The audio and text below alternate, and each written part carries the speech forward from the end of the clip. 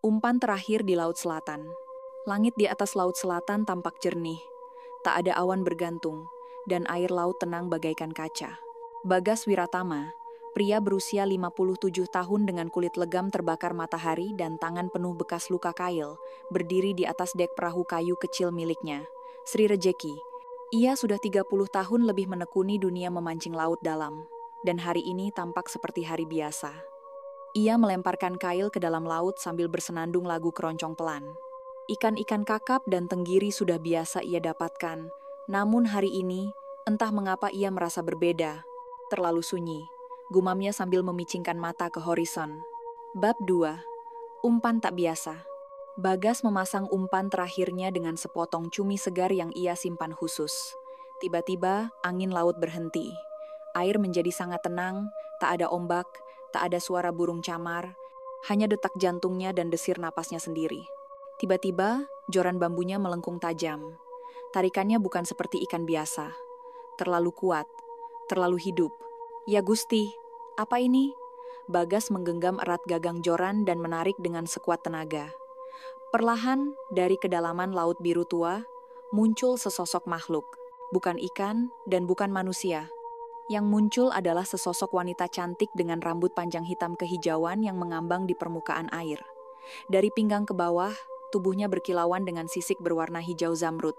Matanya tajam dan bersinar dalam warna biru kehijauan, seperti laut saat badai reda. Kau bukan manusia, gumam Bagas sambil mundur.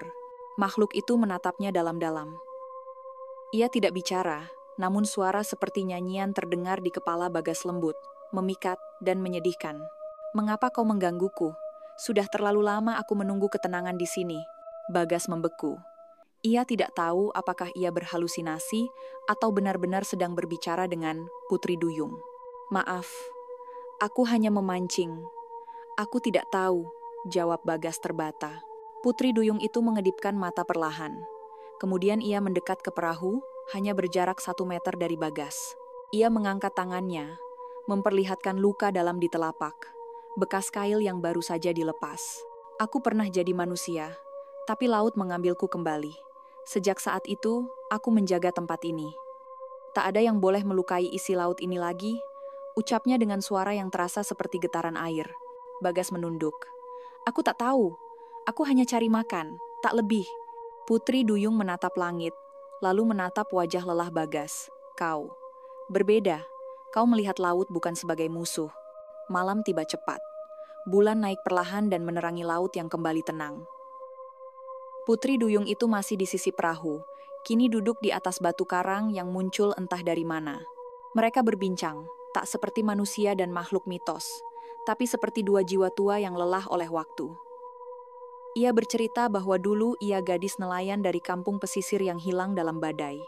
Laut mengambilnya dan mengubahnya. Aku bisa kembali menjadi manusia, tapi hanya jika ada yang bersedia menggantikanku menjaga laut, bisiknya. Bagas terdiam. Ia memandangi laut, lalu menatap tangannya yang keriput. Kalau aku sudah tak dibutuhkan di darat, mungkin aku bisa di sini. Menemani laut yang tak pernah bohong. Pagi harinya, perahu Sri Rejeki ditemukan oleh nelayan lain. Kosong, terapung tanpa arah. Di dalamnya hanya ada joran pancing yang diletakkan rapi. Dan secari kertas basah bertuliskan, laut telah memberi banyak padaku. Kini saatnya aku menjaga dan membalasnya. Jangan sakiti yang hidup di dalamnya. Sejak hari itu, di kalangan para nelayan tua, beredar cerita tentang seorang Putri Duyung dan lelaki tua yang menemaninya menjaga laut. Konon, bila perahu terlalu rakus atau menangkap terlalu banyak ikan, akan terdengar nyanyian di antara kabut, dan joran mereka akan patah satu persatu.